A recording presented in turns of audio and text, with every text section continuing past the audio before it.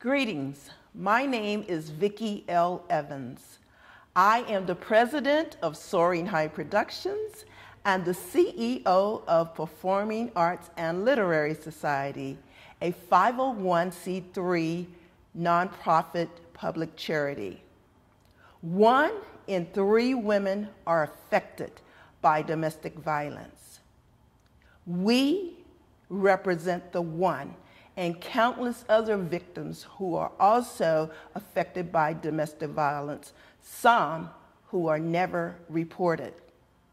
We represent Crystal Hamilton, who was murdered by her Army Sergeant husband, Ronald Hamilton, just a few weeks ago in front of her son.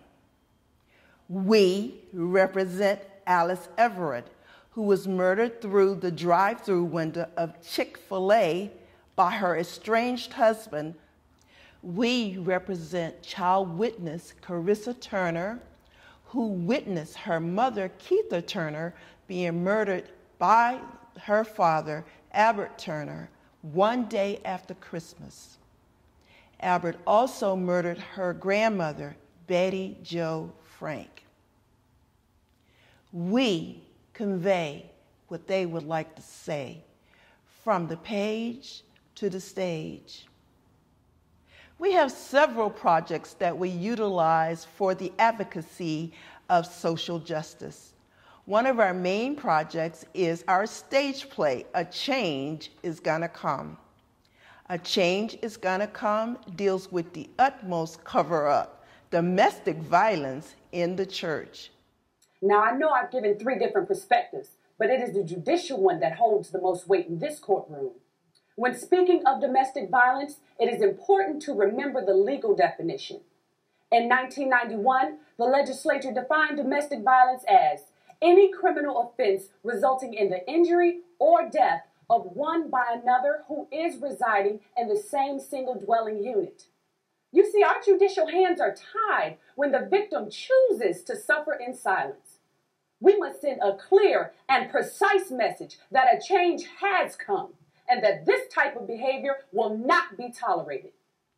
Although the subject matter is domestic violence in the church, it is a universal wake-up call for us all. On a personal level, we have a campaign that is near and dear to my heart. It is called the Don't Take Away My Innocence campaign. It supports child witnesses of domestic violence. I am a child witness of domestic violence. My mother and I, we fled in the middle of the night like fugitives when I was 17 years old after my father fired a bullet that was meant for my mom, but it grazed my face. So the Don't Take Away My Innocence project is very near and dear to my heart.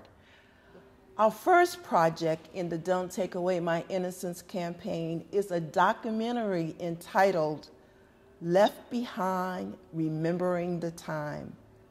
This documentary outlines children whose parents were murdered by domestic violence. My friend Teresa and I, we drove to Rosenberg, Texas last August to interview the Turner children and their uncle, Darren Frank. This was the most compelling interview that I've ever conducted. When I was 6, I remember it was the first time that my dad ever attempted to murder my mom.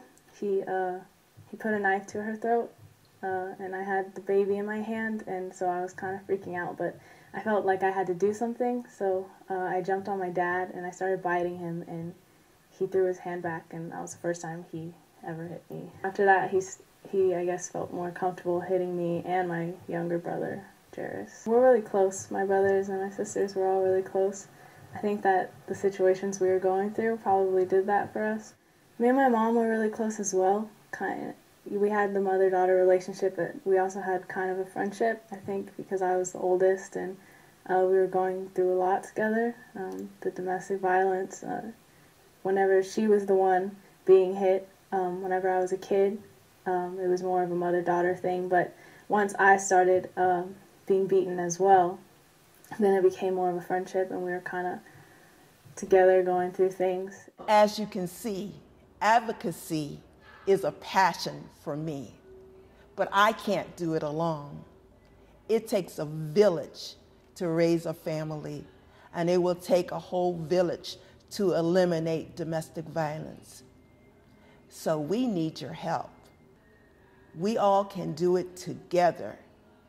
And Performing Arts and Literary Society is on the front line, making a change. We are change agents for social justice.